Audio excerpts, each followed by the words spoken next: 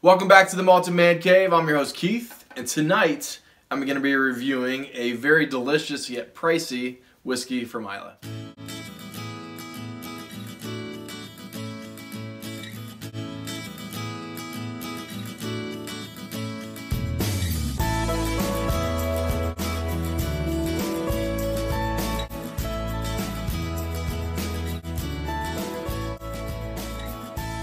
Alright, so tonight, as I said, I'm going to be reviewing a very expensive, yet very good Islay whiskey. We're going to be doing Bunnahabhain 25. And I got to give a big shout out to Mike from Mike and Billy's Whiskey Reviews. We often trade bottles back and forth as we review to kind of keep the cost down. And this is a beauty that he gave me. He gave me kind of like the bottom little bit of this, and it is delicious. I've drank quite a bit of this because he has a couple bottles that he got at an amazing price. I think these normally go for like $350, $400 plus, and I think he got these. He got like 4 for like $236 a piece, which is an amazing deal. So I got to get into it a little bit with him, and it is a very, very good whiskey. Before I spoil the review, I want to tell you a little bit about Bunnahabhain. It's obviously an Islay distillery, kind of well known for being unpeated, although they have peated expressions. And at least they used to say on their website that all of their whiskey, even like the core range, the 12, the 18, and the 25, you know, have a little bit of ppm in them. A little bit of peat, I think about 2 to 6 ppms, which I used to think was from the water. Although when I was reading the website, they've updated it recently, and it says unpeated water. So I don't know. I'm at a loss for where the mild ppm comes from, because I don't think they really peat it. It seems like a waste if they're really going to peat. You know, for 2 to 6 ppms, it just seems kind of a waste. But I don't know if you guys know the exact specs and kind of how they get the very mild peatiness. Leave it in the comments, please. A little bit more. So Bunnahabhain was founded in 1883. I think it has its origins a couple years before that, but I think they opened the doors in 1883. It is currently owned by Burn Stewart and Distill, which is one of my favorite companies. They own Deanston, Lecheg, Tobermory, and obviously Bunnahabhain. Just amazing whiskey. They're doing everything right. They're not chill filtering, higher ABVs, 46.3, which is a very bizarre ABV, but I love it. Not coloring, and everything they make is just liquid gold. So without further ado, let's get into some whiskey. I've been saving this for a while, so I'm really excited to get into this.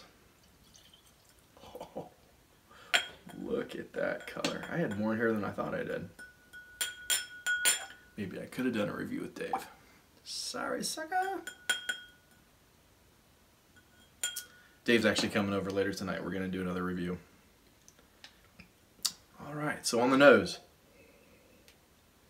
I don't know if I did say it's non-chill filtered, not colored, and a 46.3% ABV. It's mostly, obviously, sherry maturation. I think there might be a little bit of bourbon in there, but mostly sherry. I couldn't really find anything online. So on the nose, this is better than I remembered. Just this awesome, rich, sweet tea. Southern sweet tea. Almost like if you could mix like milk chocolate. Mix it all up, maybe chocolate syrup, and pour it in sweet tea. That is better than I remembered, and I had liked it before.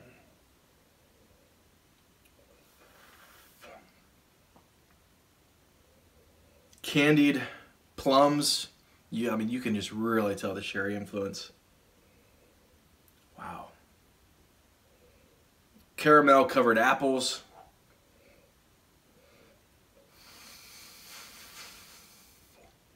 Little tip, and I know most people watching probably already know how they like to drink their whiskey and how they like to open it up the most, but I like to really blow in it. If you just kind of put your mouth in there a little bit and go, I think that, you know, the heat and the air kind of just kicks it all up, and it just really makes the bouquet and the aroma of the whiskey just really pop. Gosh dang, that's good. Maraschino cherries, like you often get with sherry maturations, good quality. I mean, I guess I also get it with bourbons too, but I really get it with a good cherry bomb. There's something about Bunnahabhain, the 12, the 18, and the 25. There's just like this all-encompassing earthiness in the background. And it doesn't sound like earthiness or soil would make something good, but with the sweetness, it just makes it so balanced, so rich, so like complex and interesting. Man, and I think it keeps it from being too cloying too. Look at that color, guys. As we all know, color is not everything, especially if they're adding color. But sometimes if you're really doing a sherry bomb, you can really tell how much sherry oak goodness it's soaked up by the color. Chocolate mint. Nutmeg. And a little bit of Manuka honey. And there's a slight bit of dark chocolate oak, and man, that's good. A little bit, like at the very end, there's a little tad bit of floral. I can't really tell what kind of flower, but a little bit of floral into the palate.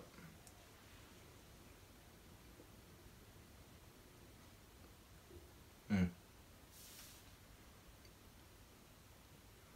Mm-hmm. Mm-hmm. Oh yeah. That's the stuff. Wow. Just immediately, I'm actually kind of surprised. I don't remember it being this oaky, and it's not oakiness and a bad thing. It's rich, rich woodiness, but then you get right after that drying oak taste all of this rush of like red fruits, plums, you know, cherries, raisins, just all that, you know, the red fruits you think you'd get from a sherry bomb. It's really starting to remind me of some of the really, you know, single cask Glendronics that I really love.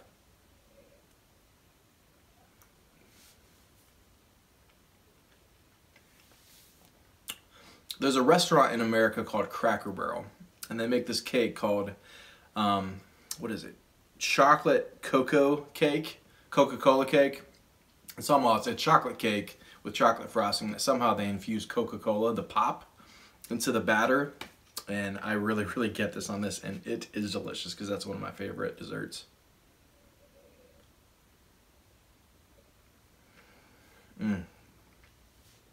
Again, salted caramel, chocolate. There's a little bit of cough syrup. So I put in my notes chocolate cough syrup, which I don't know if they make a chocolate cough syrup, but if they did, that's what it would taste like. There's just kind of this, I don't know, lozengey, minty cough syrup. Astringency a little bit, but not in a bad way. Again, you get that all-encompassing earthiness that is just fantastic. I promise you it's good. It's not bad.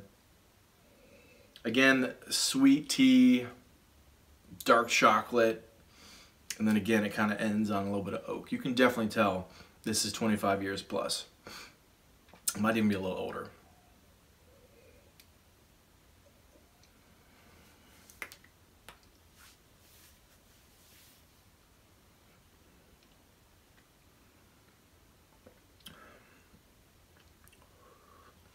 On the finish, that would be kind of the only disappointing maybe thing. It's not short at all, but it's definitely not long.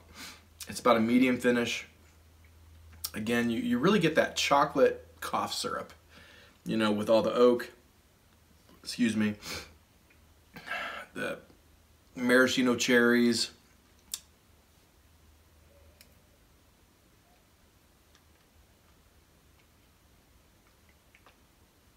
a little bit of that chocolate frosting that I would get on the chocolate Coca-Cola cake. A little bit of nuttiness that I didn't really get on the palate. It kind of trails in at the end on the finish. Just amazing stuff. And then at the very end, there's a little bit of not briny. It's more salt. It's not as briny as like a, you know, an Ardbeg or like a, you know, Lagavulin. But just some delicious, delicious salt. Amazing dram, but you know what? I still think I prefer the 18 overall. I would say this is just as good, if not maybe a little bit better than the 18, but at a quarter of the price, you could have something that's almost as good. I am so glad that I got to taste this. It is amazing. If I was wealthy, I would buy this all day, every day. But this is a pretty expensive whiskey. Now, $236, I'd be tempted to get it. But not at what it goes for, like 350, 400 bucks. Oh, to be rich. But lastly, before I end and give it a Malted Man Cave mark, I want to give a big shout out to Sean Nemo. He's a new Patreon of the channel. He's one of my buddies from California who recently became a patron of ours. He also was a really, really nice guy, and he worked out a way for me to get a Kilkerran 12, which is hard for me to get. So, Sean Nemo, this is for you, buddy. You're amazing. We appreciate you supporting us. Good guy. I hope one day I get to have a dream with you. So, Malted Man Cave mark, I'm going to give this a 90 out of 100. If it was a little bit more price affordable, it'd probably be up to a 91, 92. Great stuff. This was cast strength, though, definitely be 91, 92. So, Malted Man Cave mark approved. Go out and get this if you can find it for a reasonable price. Mike, again, thank you for sharing this with me, and sláinte.